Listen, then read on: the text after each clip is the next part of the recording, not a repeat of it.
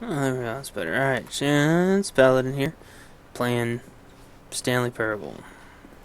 Coming to a staircase, Stanley walked upstairs to his boss's office.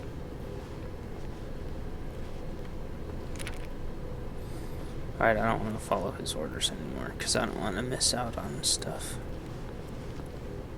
Ooh, that's creepy.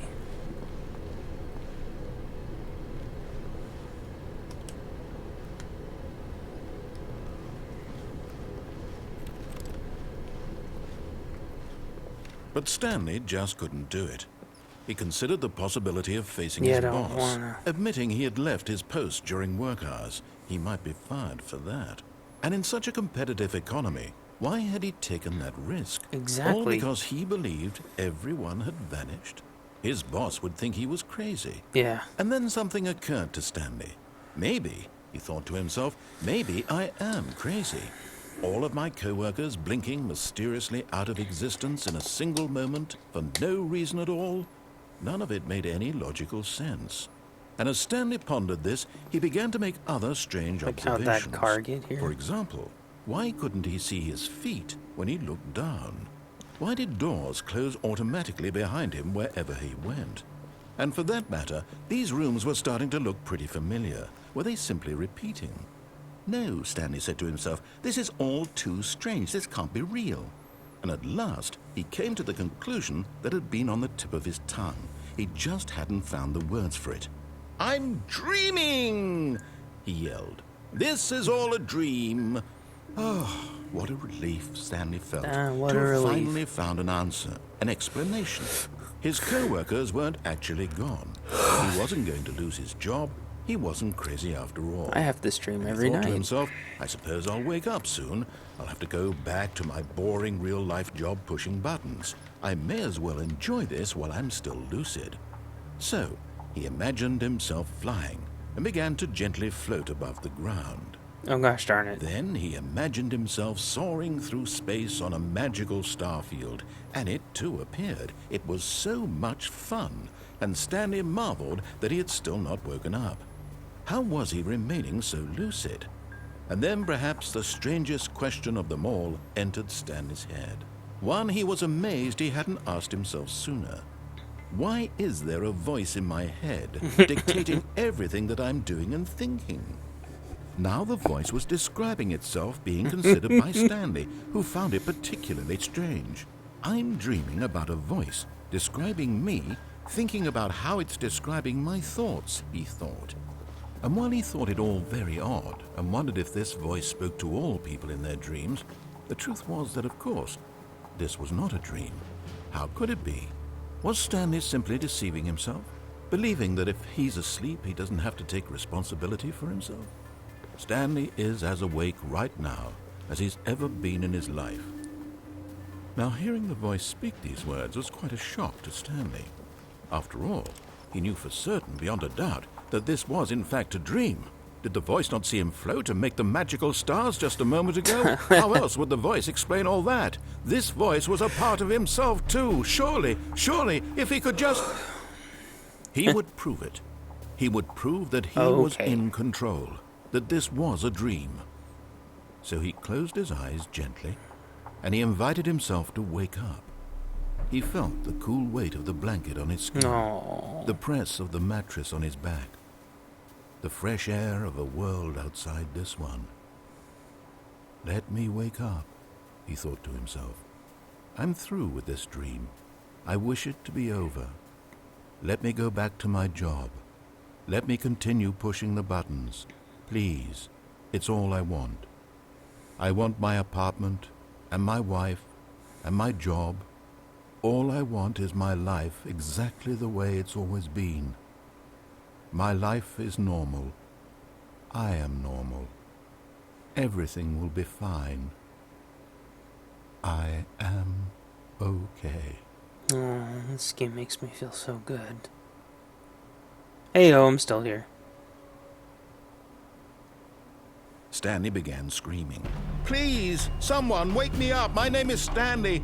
I have a boss. I have an office. I am real. Please, just someone tell me I am real. I must be real. I must be. Can anyone hear my voice? Who am I? Who am I? and everything went black. Oh, jeez. Okay. This is the story of a woman named Mariella. Mariella woke up on a day like any other. She arose, got dressed, gathered her belongings, and walked to her place of work. But on this particular day, her walk was interrupted by the body of a man who had stumbled through town talking and screaming to himself, and then collapsed dead on the sidewalk. And although she would soon turn to go call for an ambulance, for just a few brief moments she considered the strange man. He was obviously crazy, this much she knew.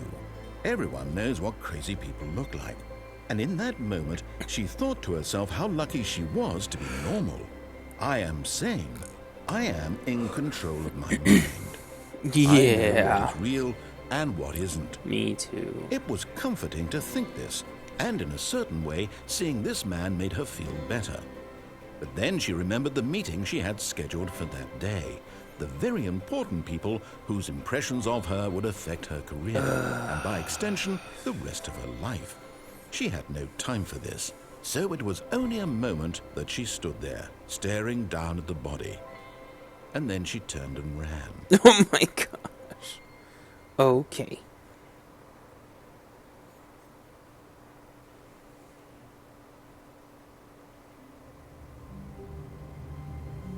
Hey yo, I'm back.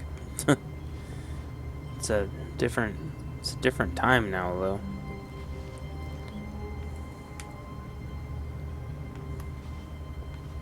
So that must have mean that I failed or this is all part of the game. I don't know.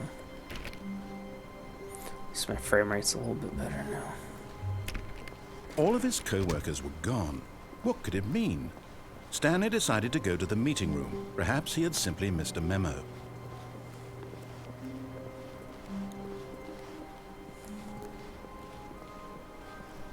When Stanley came to a set of two open doors, this was not the correct way to the meeting room, and Stanley knew it perfectly well. Perhaps he wanted to stop by the employee lounge first, just to admire it.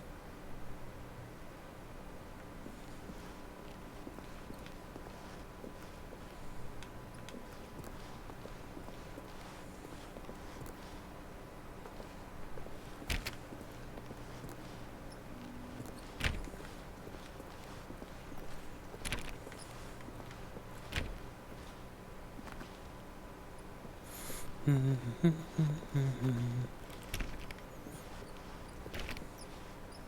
hope they make more games like this because that Hideo Kojima game, I think it was, he had the one like this, the teaser for the new Silent Hill.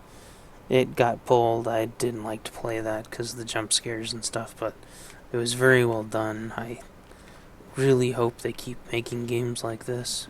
Ah, yes, truly a room worth admiring. It had really been worth the detour after all, just to spend a few moments here in this immaculate, beautifully constructed room. Stanley simply stood here, drinking it all in.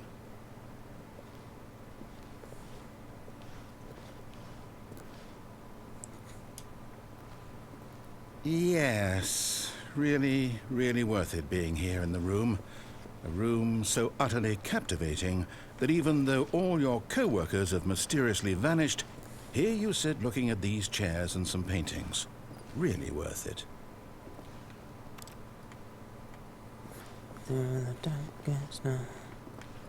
At this point, Stanley's obsession with this room bordered on creepy and reflected poorly on his overall personality. It's possible that this is why, but at last, he'd had enough of the amazing room and took the first open door on his left to get back to business. First open door on the... Oh, okay. Yeah, that's a nope. Stanley was so bad at following directions, it's incredible he wasn't fired years ago. Do not lie. If you are lying, stop right now. So I'm in, like, the warehouse?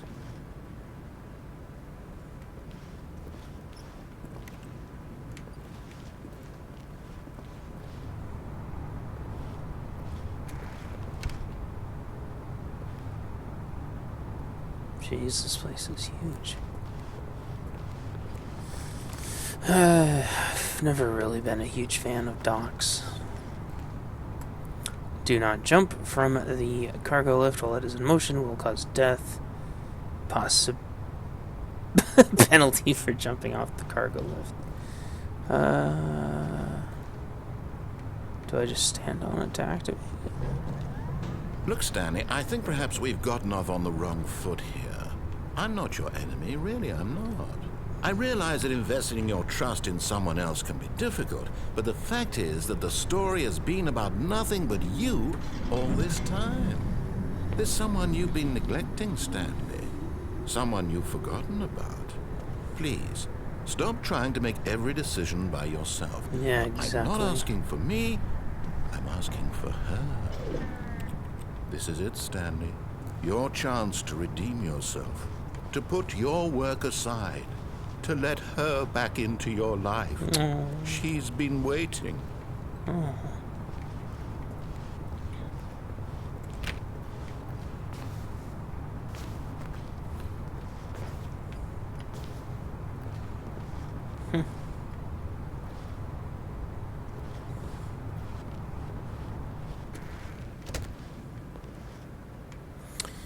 Do do do do do do do.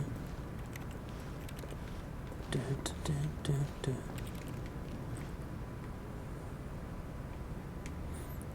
Do, do, do, do, do, do, do, do,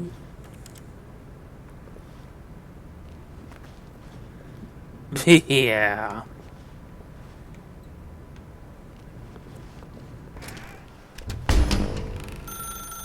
That's her, Stanley. You need to be the one to do this. To reach out to her. If you can truly place your... Oh, no, you can't... Did you just unplug the phone? No, that wasn't supposed to be a choice. How did you do that? You actually chose incorrectly? I didn't even know that was possible. Let me double check. No, it's definitely here, clear as day. Stanley picks up the phone. He's taken to his apartment where he finds his wife, and the two pledge themselves to one another. Music comes in, fade to white, roll credits. Not picking up the phone is actually somehow an incorrect course of action. How is that even possible? None of these decisions were supposed to mean anything. I don't understand. How on earth are you making meaningful choices? What did you... Wait a second. Did I just see... No, that's not possible. I can't believe it. How had I not noticed it sooner? You're not Stanley. You're a real person. I can't believe I was so mistaken. This is why you've been able to make correct and incorrect choices. And to think I've been letting you run around in this game for so long. If you'd made any more wrong choices, you might have negated it entirely. It's as though you completely ignored even the most basic safety protocol for real-world decision-making. Or did you not grasp the severity of the situation? Well, I won't have that kind of risk on my watch. I'm going to stop the game for a moment so we can educate you properly on safe decision-making in the real world. Please observe this helpful instructional video. Okay. Choice. It's the best part of being a real person. But if used incorrectly, can also be the most dangerous. For example, in this scenario, a hypothetical real person named Stephen has a choice. He could spend years helping improve the quality of life for citizens of impoverished third world nations. Oh my gosh. Or he could systematically set fire to every orphan living in a 30-kilometer radius of his house. Which choice would you make? Remember that unlike here, the real world makes sense, and at no time should you make a choice that does not conform to rational logic. If you find yourself speaking with a person who does not make sense, in all likelihood, that person is not real. Allow the person to finish their thought, then provide an excuse why you cannot continue talking. Turn to a partner and practice saying, "My goodness, is it 4:30? I'm supposed to be having a back, sack, and crack." What? A back, sack, and crack? Excellent. Okay. Making choices on a regular basis is the best part to a healthy decision-making process. Most medical professionals recommend making at least 8 choices per day. Do you make more than 8? Less? And finally, if you begin to wonder if your choices are actually meaningful and whether you'll ever make a significant contribution to the world, just remember that in the vast infiniteness of space, your thoughts and problems are materially insignificant, and the feeling should subside. At this time, your instructor will guide you in an exercise to test and reinforce the material covered in this video. Okay. Welcome back. Shit. You may have noticed that this room has begun to deteriorate as a result of narrative contradiction.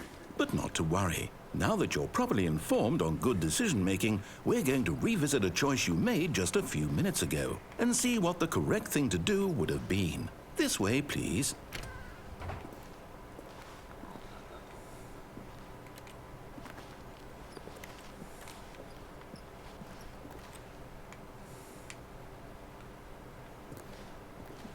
That's the flowchart to get him to stop making flowcharts, presentations.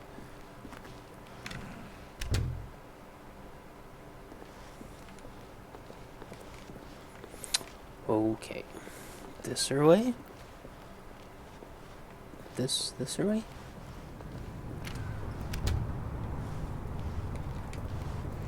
Nope, okay.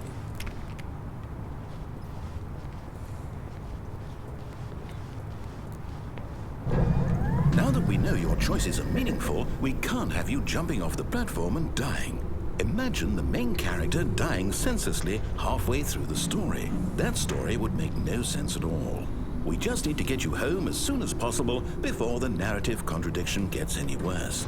Unfortunately, it seems this place is not well equipped to deal with reality.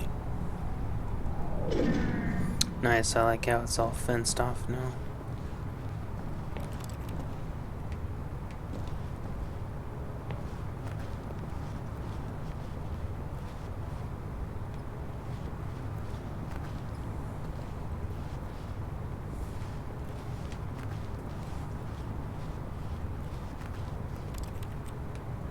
Key card, huh? Oh, my knee. Ah! That's totally not creepy. I'm not creeped out. Just freaking tired. Oh, right, okay, this way.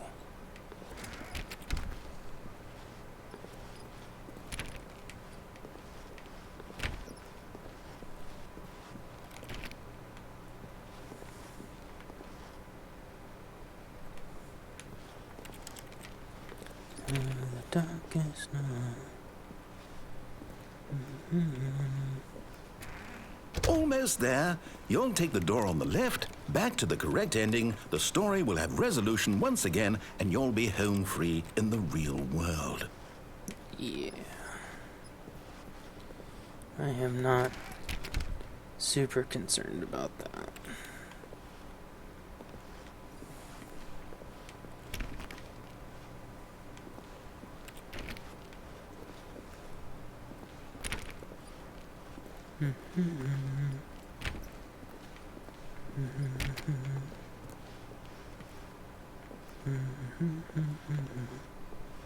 Now remember, all you need to do is behave exactly as Stanley would. That means choosing responsibly and always putting the story first. I'm quite sure you'll be up to the task. Just follow my lead and you'll be fine. All right. When Stanley came to a set of 2 open doors, he entered the door on his left.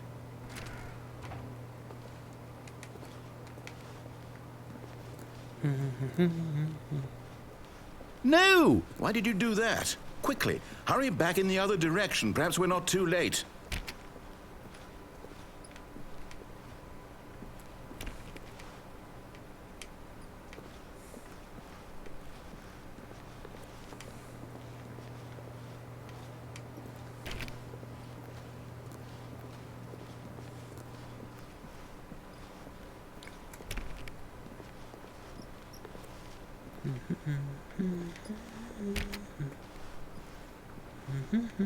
Oh, I love that filing cabinet. That one does not look as good. Alright, well, I guess that's...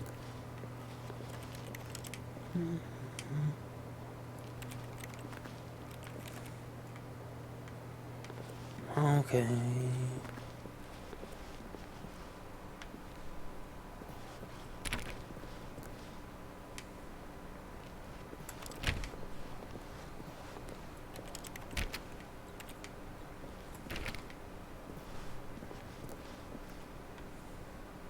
Oh, it's ruined. You Oh can't my believe after gosh. everything we talked about that you... My story. You've destroyed my work. Why? For what? What did you get out of that? What did you think was so special about seeing the game undone, left here like so much garbage? It's worthless now. And what am I supposed to do? Even if there were a way to continue, would it be worth it? To know that my story is now incorrect? How can I go back to that? I can't erase that knowledge. I'll have to live with it forever. Reliving its impossibility forever. I couldn't live that way. Is it better to shut the game down entirely? To willingly destroy all of my work? Oh my gosh. What's the answer? What do I do? What do I do? What do I... No, I have to. I have to shut the game down. I have to. Oh crap. I have to.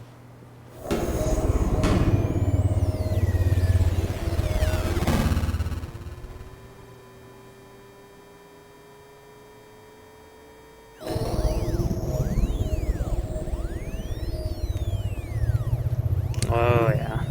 That's... Oh, I'm here. I'm still here. Here in this pile of rubbish. With you. You. Who thought you were so clever. Now look where we are. My entire game is destroyed. It was the only thing in the world that was mine, and you've run it into the ground. What, did you think that would be funny? You just had to see? Didn't I impress upon you how important it was to be like Stanley? He actually knows how to do what I tell him to. He understands that if I say to do something, there's a damn good reason for it. That thought hadn't even occurred to you, had it? Yeah. That there's a world outside of you? You're a child. Oh, my story. If you'd just gone through the door on the left, you would have seen it. There was a whole underground facility. You would have destroyed it and been victorious. It would have been so perfect. I worked so hard on it. I tried so hard. Behave exactly as Stanley would. That means choosing responsibly, always putting the story first. I'm quite sure you'll be up to the task. Just follow my lead and you'll be fine. All right. When Stanley came to a set of 2 open doors, he entered the door on his left. No! Why did you do that? Quickly, hurry. Behave exactly as Stanley would. That means choosing responsibly and always putting the story first. I'm quite sure you'll be up to the task. Just follow my lead and you'll be fine. All right. When Stanley came to a set of 2 open doors, he entered the door on his left. No! Why did you do that? Quickly, hurry. Behave exactly as Stanley Okay. would. That means choosing responsibly and always putting the story first. I'm quite sure you'll be up to the task. Just follow my lead and you'll be fine. All right. When Stanley came to a set of 2 open doors, he entered the door on his left. No. Okay.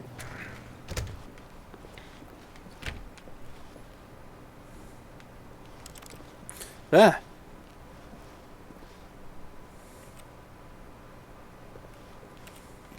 Good job.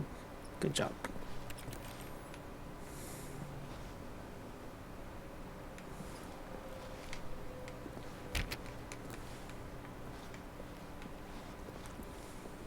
Yet there was not a single person here either. Feeling a wave of disbelief, Stanley decided to go up to his boss's office, hoping he might find an answer there.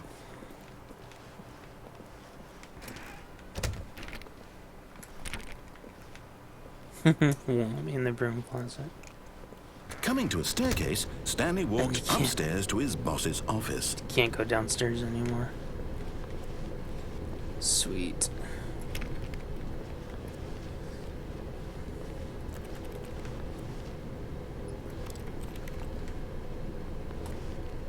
Whoa. Holy cow, what an office, huh? It's weird.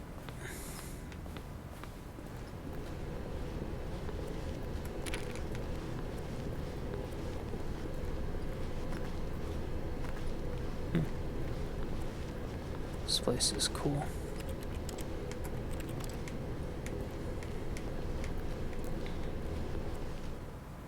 This way.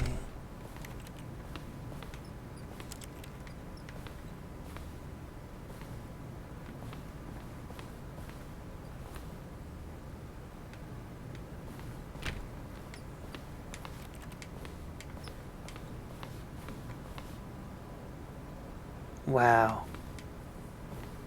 Doop-a-doop. Stepping inside his manager's office, Stanley was once again stunned to discover not an indication of any human life. Shocked, unraveled, Stanley wondered in disbelief who orchestrated this, until he saw the door with a voice receiver next to it. Surely behind this door lay all the answers to his questions. And beyond all probability, he knew the passcode. He had seen it on his boss's computer just last week. Night Shark 115. Was this the code to open the door? Would it still work? There was only one way to find out.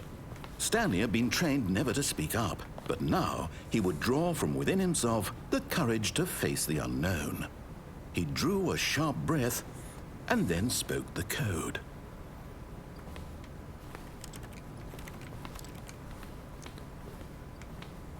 Shark 115?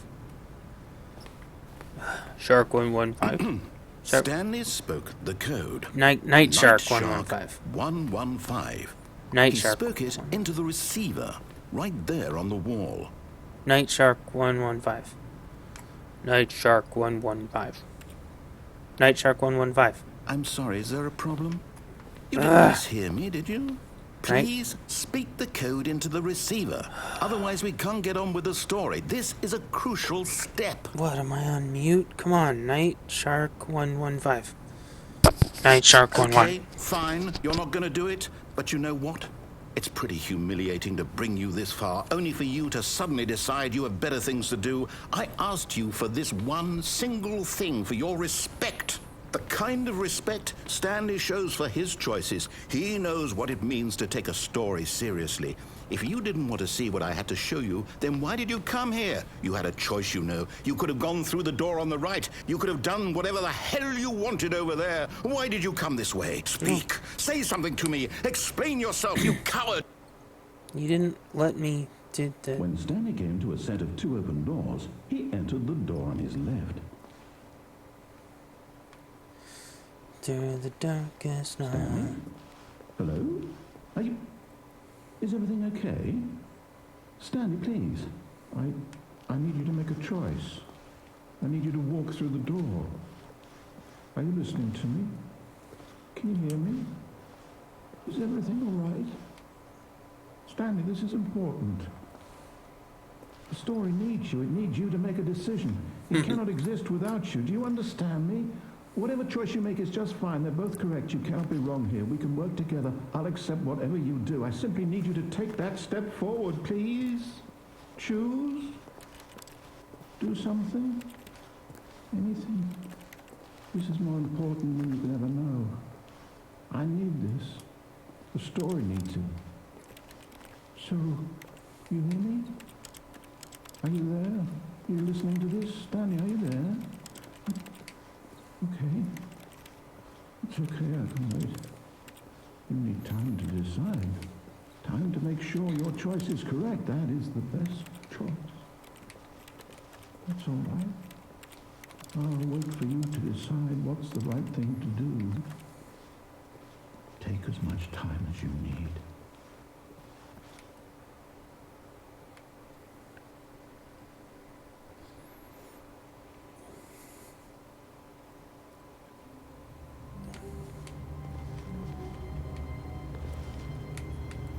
Alright, well, I'm gonna go ahead and cut it because I've already lost track of how much I've been playing. So, yes, thanks for watching, and like, subscribe, and tell your friends, and talk to you guys later. Bye.